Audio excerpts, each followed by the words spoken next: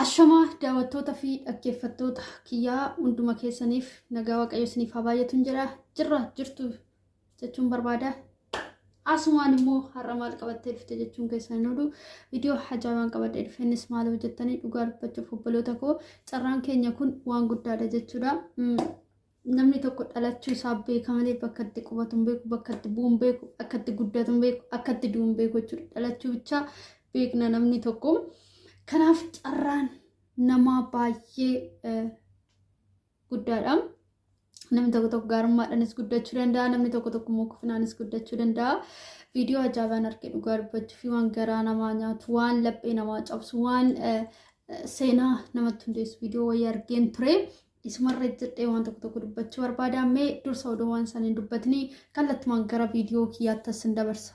Umurii waggaa 13tti ulfa baatii tokkoof torbee lama akka taate wanti yaatti himamaa. Konkolaachisaa kanattis ulfa akka taate garuu akka shakkitu himte.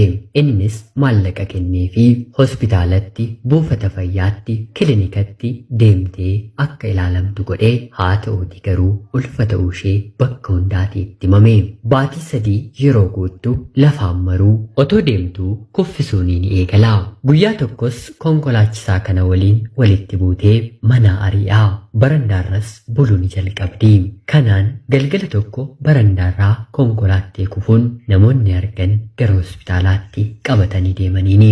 Dhimmoota garaagaraatti konkolaachisaa kana waliin walitti bu'aa gahanii hanga qoricha fudhattee lubbuu ishee balleessuuf yaalii gootuutti geesseetti. Haa ta'uutii garuu ollaatu hambise.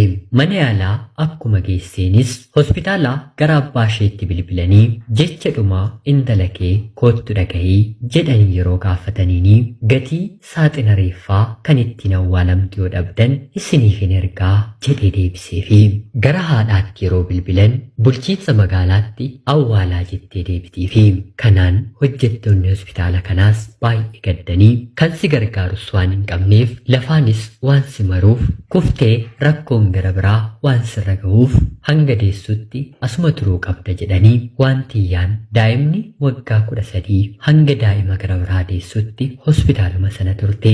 Akka deesseenis maallaqa hojjettoota hospitaala sanaarraa walitti qabanii fi daa'ima isheef wanta barbaachisu godhanii fi mana kireessanii fi akka jiraattu taasisanii.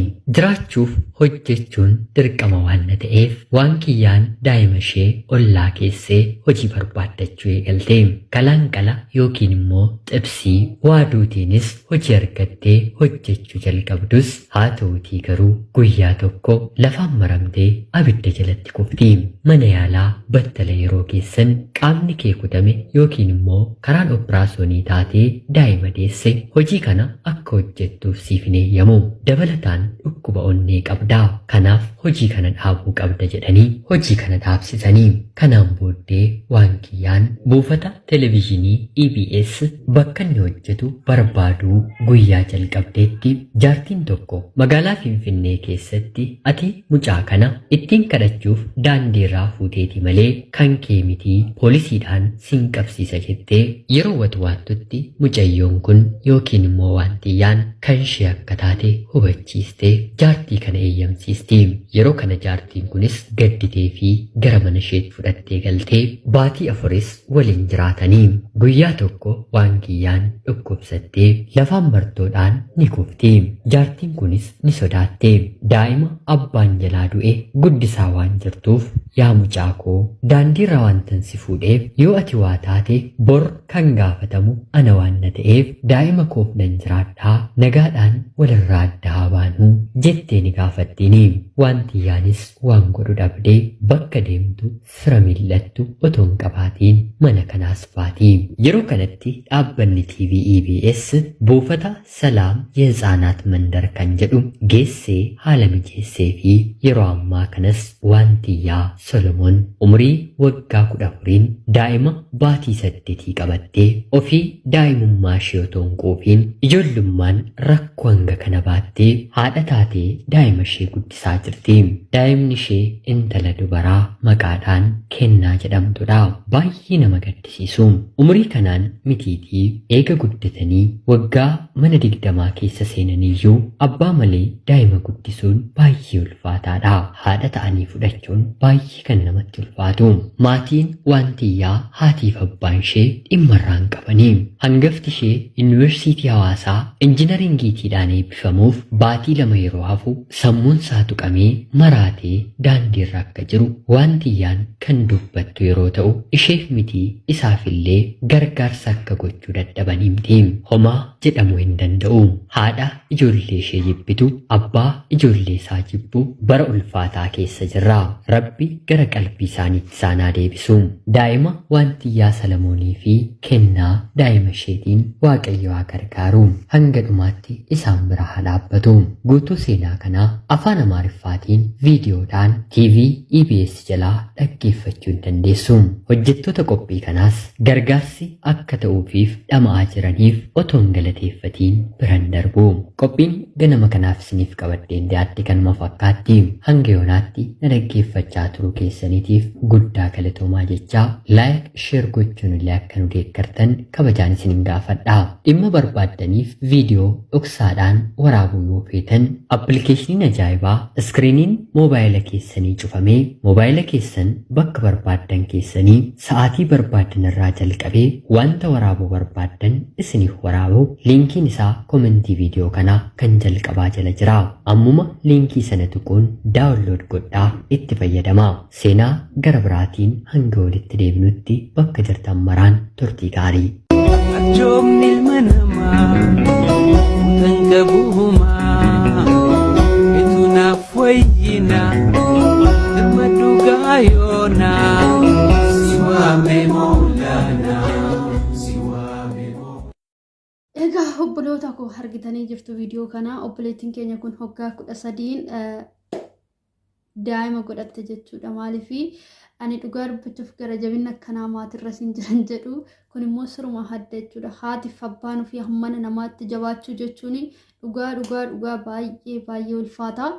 Yoomirree abbaan irree yoo namatti hanjabate gadaamessi dhalte haati amma tokko namaaf baabbaatedhe nan yaada. Garuu kun adduma Michooshii kuni haadhumtii fi abbaan adda wallolanii addaan baanii jechuudha. Wallolanii addaan baanii gaafa isaan micoon tun haati ishii daa'ima 3 fudhattee gaafa deemtu ishiin immoo abbaa ishii biratti haftee boodarra immoo abbaa san biraa isa ari'amtee abbaa sun isa baqa waggaa ishiin haasoftu bal'inaan jira jechuudha. Dhugaa dubbachuuf afaan Amaarinyaatiin baay'ee dheeraadha jechuudha. Baay'ee micoon tun dararaa guddaa keessa dabartee dararaa guddaa keessa dabartee gaa beeta kiristaanii bulaa iddoo ta'e bulaa gaaf kaanitti garuu oduma akkana jettuu oduma deddeemtu gaaf tokko garuu mana namaa kadhattee gaa bultuu wantitti wanti hin taane irratti yaadatame micoon kun garaa qabatte jechuudha. Gaafa ishiin immoo ol fooftee hospitaala seentuu daandii irratti kuftee jechuudha. Micoon kun gaafa kan immoo hospitaala gaafa seentee ulfaa akka taate beeksifame gaafa abbaa ishiitti dawwalanii akka itti himanii inni maal jedhanii saaxinuma yoo barbaadan saaxinii duutee saaxinii isin erga malee nama biraan namarraa barbaadan hin jirre dhugaa dubbachuuf kun dubbachuudha moo namatti ulfaata. Abbaan ofii akkana namaan jechuun miira ambiraati. Egaa Waaqayyo guddaadha. Obboleettii keenya kanas daa'ima isheen akkanatti bareedu kana Waaqayyo kenneefi Waaqayyo ishiidhaaf isaa guddisu ammarree hin tarkaanfatte malee hin kuftu. Waaqayyo guddaadha. Waanni akkatti nama uumuus akkatti nama jiraachisus Waaqa bichaa beeka. Namni tokko akkatti jiraatus wanni beeknu tokko hin jiru. Har'a wallee borbulleedhaan beeknu Waaqayyo nu jiraachisa waan ta'eef ishiis immoo inni Waaqayyo hamma kana ishee gargaaree haala kana keessatti ishee qabee ammas tarkaanfachiisee deema. Kana biraanii xarraash gaadhaa uummanni bira dhaabbachaa jira. Sabni bira dhaabbachaa jira. Dhugaa garuu wanta baay'ee garaa nama nyaatu seenaa guddaa keessa dabartee seenaa ishee waan garaa nama nyaatudha. Obboloonni keenya meekinsin kana maal jettu dhugaa dubbachuuf ani baay'ee garaa na nyaatte baay'ee laphee na cabsite maatiin akka tulfaateetuma hin cakkana jedhus Ambeekwane dhugaa baay'ee ulfaata. Haadha abbaa odoo qabdu akka nama haadha abbaan qabne taate jechuudha. baay'ee garaa nama nyaata jechuudha. Baay'ee sinis immoo kanarraa barumsa argattu abdiin qabaa. Waan dhaggeeffattaniif ulfaadhaa galatoomaa isiniin jira. Viidiyoon koo isinitti tole yoo viidiyoon koo isinitti tole sheer laayik gochuudhaan na jajjabeessaa. Turtii gaarii isiniin jedha.